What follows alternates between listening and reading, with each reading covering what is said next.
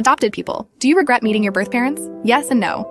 For years, I had been tirelessly looking for my birth parents and wondering why they left me out in the streets. I grew up getting teased by kids about not having parents, which made me all the more desperate to find her. I wanted to be angry at her, yet I also wanted to receive a warm hug and apology for everything. I finally found her through a DNA ancestry check, and she was everything I imagined a mother could be, or so I thought. I remember knocking on her door, and when she saw me, her entire attitude shifted to something fearful and cold.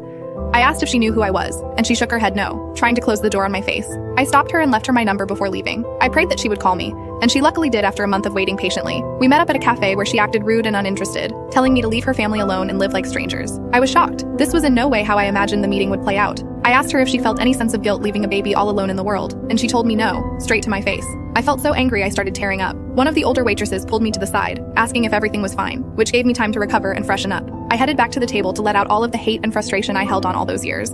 I stayed at the cafe, crying silently in the corner of the room. The waitress waited for me to calm down and let me vent to her after hours.